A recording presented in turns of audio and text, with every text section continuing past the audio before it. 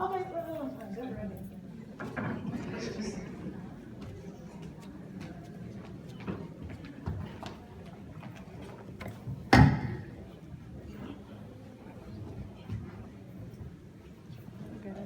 Yeah.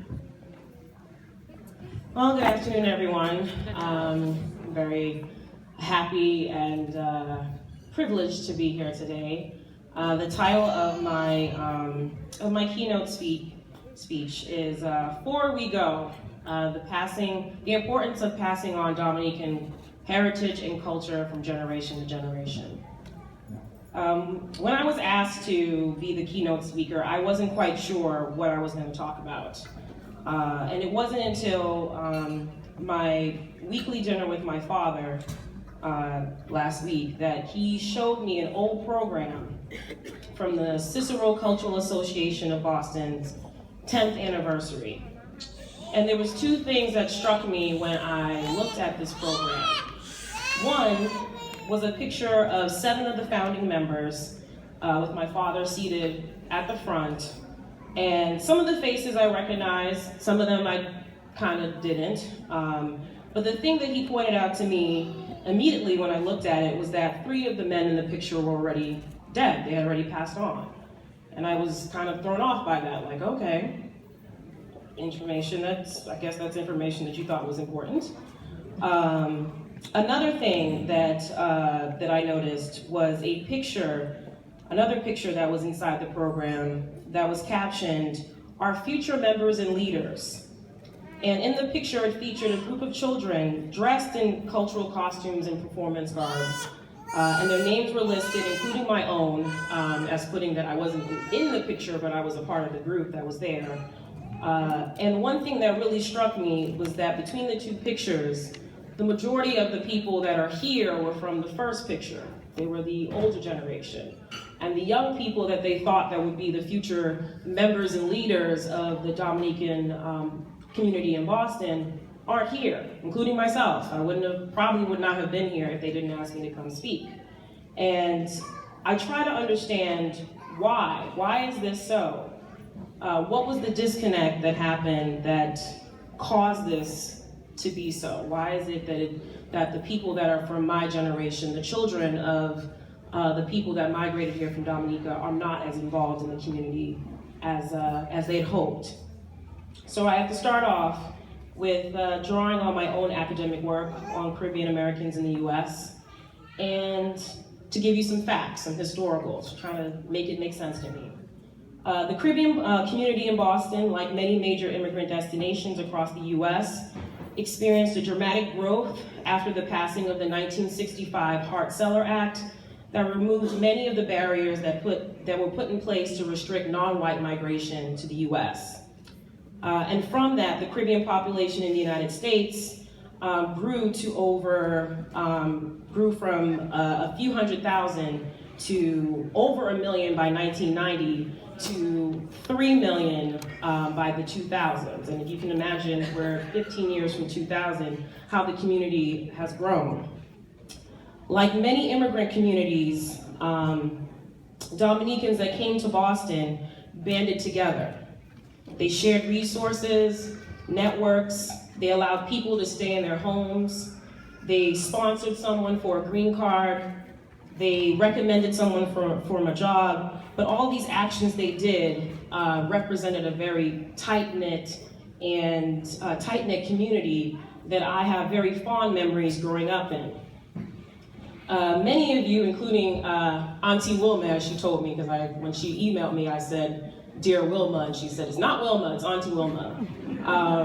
And she's right, as I had already written it down. Many of you, I have called auntie and uncle at one point in time, or still do, because I saw you so often as a child. We were family. There were birthday parties, church events, camp, independence celebrations, Auntie Beulah's annual banquet that used to happen here from what I remembered, sleepovers, club meetings. All of these events filled my childhood with such rich memories, cultural memories of celebrating my developing Dominican ethnic identity. But then something happened to me and other fellow Dominican children, the second generation, We hit puberty, and we became teens. And not just teens, we became American teens. We were too busy to come to cultural events with our parents, and too busy trying to fit in. I remember a moment, I think I was maybe 13 or 14, when my father asked me if I wanted to take classes to learn patois. And I flatly told him no. Because I already had a heavy course load, I'd had enough classes, and I didn't need any more work. I remember vividly telling him that. But today I wished he had pushed me a little bit harder on the subject. Just like he pushed me to be the keynote speaker tonight. But because the reason why I felt that I wish he had pushed me is because now that I'm in my 30s, I realize that patois, the language of Dominica, the native language of Dominica, is probably going to die with my parents because I don't know it. And I can't pass it on to my children, that I don't have yet. But it will not go past pretty much my father. I hear my father speak patois all the time. I have no idea what he's saying, but that's because it never got passed to me, and from there it will never get passed on to my children. And there's many things that I think about the connection that is lacking in the second generation and third generation Dominican community here. Another thing that I can think of is that I have a lack of a connection to Dominica in general. I love traveling, but Dominica is not on a list of places that I feel like I feel comfortable going to, unless my parents are with me. And a lot of that comes from the fact that the majority of my family does not live in Dominica anymore. They're at that table. They're at other states. I can stay right here in the United States and visit my family without having to go back to the homeland. And that's fine, because it comes from people migrating, looking for better lives and opportunities.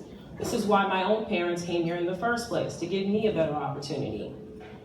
So, with all that said, how do we move forward? Where do we go? Because if this continues, this event and the Dominican cultural clubs that people are a part of here will die off with you, with the older generation. The younger generation will not continue it if we don't do something now. So here are a few of my suggestions.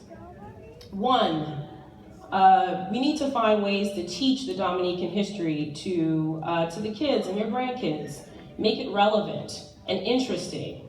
Use the tools of today that we have to organize spring break trips or cultural trips that make it a fun experience to want to go back to Dominica. There's so many things that you can highlight about Dominica's riches and treasures: the scuba diving, the rainforest, the jungle adventures, the many rivers. There are plenty of clubs that do these kind of things. There's plenty of travel clubs that create cultural trips that really promote people learning, not just going to take part of being on the beach or doing this, but to actually learn about the places that they go to. And I think something like that would really foster a connection to Dominica for some of the kids that may not have ever been there or haven't gone in a long time like I haven't. And in this case, we would be able to not only cultivate a cultural tie to Dominica, but also boost its economy. So you'd be able to give money to the hotels and the restaurants that are there, and still create a tie where people will want to go back, where your kids will want to bring their friends and their kids to Dominica. Another suggestion that I have is maybe creating a Facebook group for Dominicans in Boston, so that you can actually spread information about different things that are happening, about different Dominican business owners that are in Boston. I actually came across one last summer, and I had no idea there was a dentist on Blue Hill Avenue that was of Dominican heritage, and I was like, wow, that would have been really great to know, but there's no information there. It would be also great to be able to create team groups. That's how I got lost, because after that I wasn't interested in hanging out with my parents or anyone else, because I wanted to be around other young people. And maybe creating things that involve mentoring or some kind of cultural enrichment would be a good way to bring in the youth back into the community. and also using social media as a way to let everyone know about different events happening in the Northeast. I know many of you like to travel to New Jersey and New York for Miss Wap Duet pageants and all kinds of things that goes by word of mouth. But word of mouth only works for your generation, for the older generation, because this generation that I'm in and the generation that I teach is all on social media. So if it's not on Twitter, if it's not on Facebook, if it's not on something, they're not gonna know. And many of the events I would love to attend, but I never know, I don't know about it. And another thing, I just feel that, just to wrap it up, that there really does need to be some kind of restructuring or reimagining of the way that we do things. This is not the 80s and the 90s. I'm sorry, I know it sounds like I'm calling all of you old. But to people, the young people at the table, your grandchildren, your children, you are old. As I tell my dad all the time, you're old. At least to me. And my students tell me I'm old, and I'm only in my 30s. But I mean, the generation, there is a gap there, and we need to understand where is that disconnect. And maybe it starts from right here, being able to reimagine different ways to bring the young people back into the community, and actually be able to achieve that goal of the Cicero Cultural Association of Boston that they had. Oops, you cut me off. That they had, I guess in the 90s. Their 10 years, after 10 years of being a group and founding something to keep the Dominican community in Boston together, that they had a dream that their children would be involved too, and maybe we can still make this so. So, thank you very much, and I'll see you guys when I'm walking around. So.